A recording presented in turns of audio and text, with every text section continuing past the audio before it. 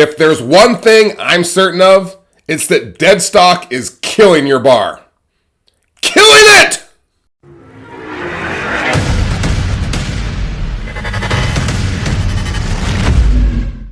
Now, don't let this cheerful idiot fool you. He's just trying to sell you a bunch of crap that nobody wants and that the owner decided to bring in because his liquor vendor needed to meet a quota or he got a really good deal on it. But before we get into that, how's everyone doing today? I'm Dave Allred, the Real Barman from barpatrol.net. Welcome to tip number 4 in our bar management and bar profit maximizer series. Today we're talking about dead stock, which is a real disease in bars today. So we're going to talk about why it's bad, how to identify what's dead stock and what isn't, and how to get rid of it. Also, if this is your first time here, make sure to subscribe and hit that little bell so you and I can stay in touch like long lost pen pals. Okay, so here's the thing. Just about every bar I've ever walked into has way too much inventory on hand. And I would be very surprised if that doesn't describe your bar as well. And when I talk about too much inventory on hand, I'm also talking about the stuff you actually sell. You just have too much of it. But then of course it also includes all that crap you don't need. I guarantee if you walk into your storage room right now, you have bottles that have been sitting there for months, if not years.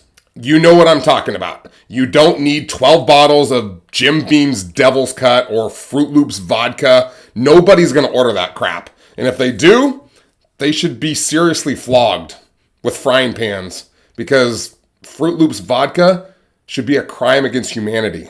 So when I used to provide full inventory service for bars, I used to walk in and take their inventory for them on a weekly basis. I was able to determine exactly how much of each brand they had, how many weeks worth they had of each brand, which is super valuable information, and you can do it too. I'm going to show you in just a minute how to do it. It's very simple, but quickly let's talk about the how and why dead stock or overstocking is hurting your bar in numerous ways. Number one, it ties up capital. I guarantee you have thousands of dollars of inventory sitting on your shelves and in your storage room that you don't need. You need to keep that money so you can use it for other areas of your business like marketing and promotions or just paying the bills. Okay, if you buy products and they just sit, that's money tied up that you could be using.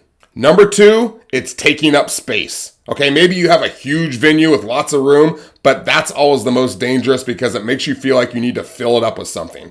All right, most of the time, most liquor rooms are packed to the gourd and you can't even get to the Grey Goose because it's sitting behind a case of peppermint schnapps. Which brings us to number 3, it causes extreme disorganization.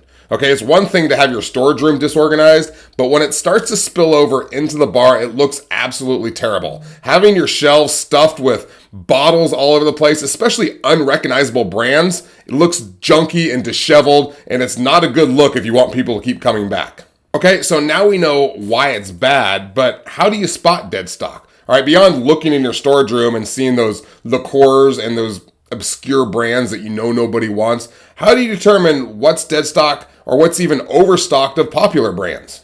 Well, there are 2 indicators you can use, and the first one's a big picture indicator to show you how bad it is. I call it the 15% rule, and I invented it so that when I work with bars, I can show them how overstocked they are, and I can show them how far away they are from where they should be. It's going to help you determine the inventory health of your bar. Okay, here's how it works. There are 3 main steps we use to determine the 15% rule. I'm going to show you the steps and then I'm going to give you an example. Let me get out of the way here. Okay, so step 1, you're going to count your inventory at month's end. That's ideal if you count it on the 31st or the 1st, whatever you do on your normal month's end inventory. But you could count it today, it would be just fine. We just need a sitting inventory count. All right, and that is in wholesale amount. So make sure all your pricing is correct for your products. Do an inventory count, find out what your wholesale dollar sitting inventory is. Then step 2, we're going to run a sales data report for the month. This is actually really good if you can run a sales data report for the last 3 months and then get an average of what your monthly sales data is. In case you kind of had a weird month, maybe it was really busy or really slow, it's good to get an average over 3 months so you can see what your normal monthly sales are, or maybe you know off the top of your head. Then step 3, we're going to divide that sitting inventory wholesale amount by our monthly sales. Okay, let's go over a quick example. So let's say you take inventory and you find that you have $17,191 on hand in wholesale amount. Okay, then you go look up your sales data and you see that your average monthly sales are $64,000. All right, all we're going to do is divide $17,000 by $64,000 and you get 26.67%. All right, what are we supposed to be at? Yep, 15%. That means you're 11 or 12%. You have 11 or 12% more inventory than you should have on stock. Okay, the next question is, how do I determine how much I should have on hand? Okay, that's simple. Just basically take your monthly sales, that $64,000 we talked about, and multiply it by 15% or 0.15. And the answer we get there is $9,669. That's how much ideally you should have on hand based on your monthly sales. Okay, our original sitting inventory was $17,000. All right, we should have $9,669. If you subtract those, you can see what's left over is $7,522. I know you can find a place to spend that money.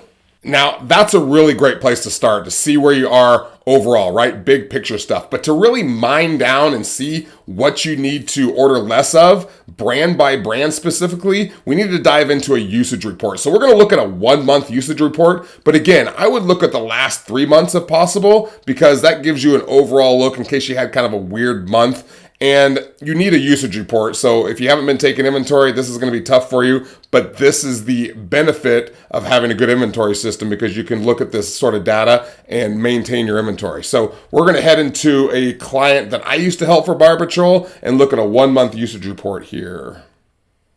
Here we go. Okay, so let's head into reports. We're going to run usage.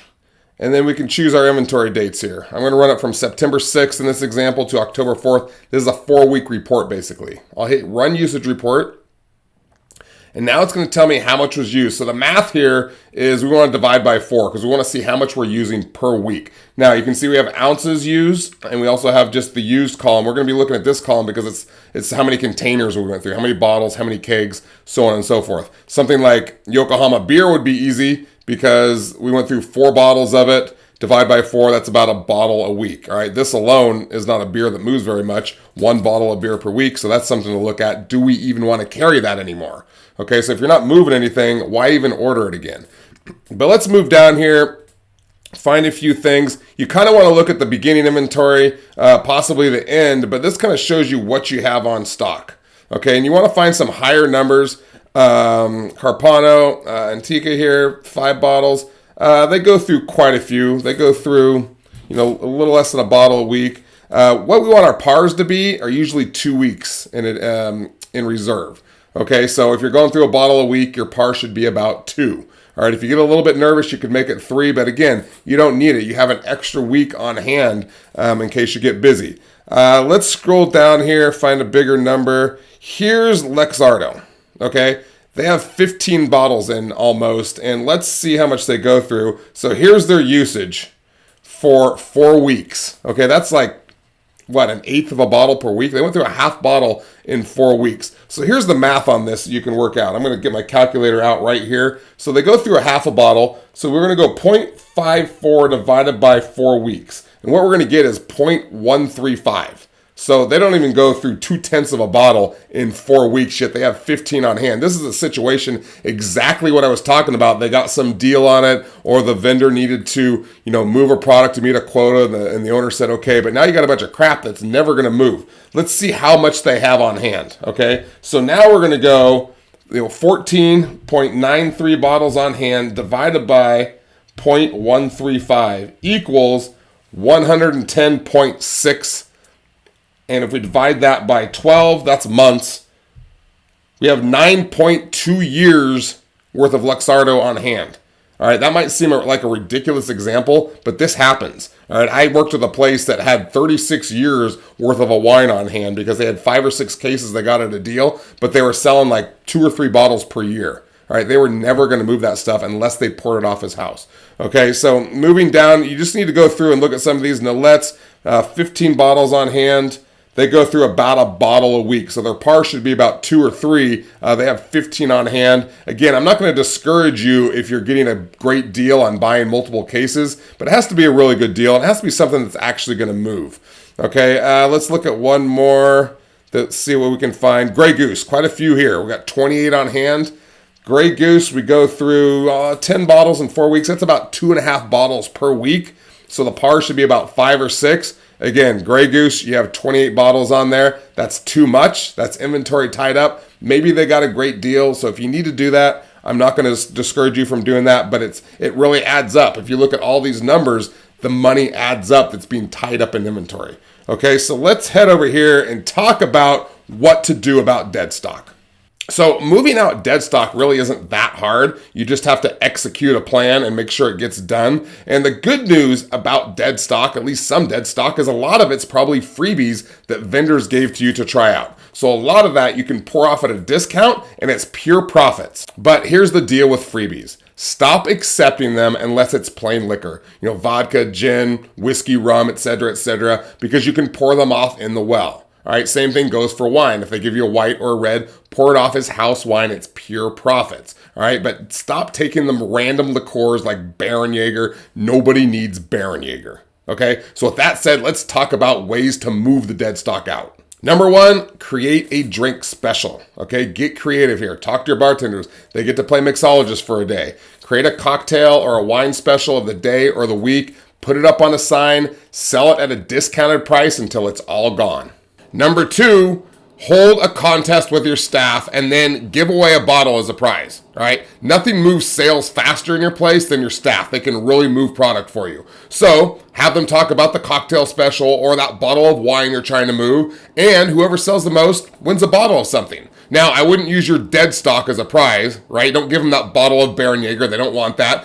Within reason, give them something up to like $30 wholesale cost to you and let them pick something. They'll be very happy about it. People love competition. They love to win and they will fight hard for it. And there you go, all about dead stock or being overstocked. I know we ran a little bit long today, but we've got into the 15% rule and how to calculate that and into the usage report, really valuable stuff. So it shouldn't take you too long to bring your bar back to that equilibrium where you want it. You just have to make sure you set your pars and then pour off your free stuff as well liquor or house wine, run a contest, and it's all pure profits for you. You just have to make sure you take action to do it.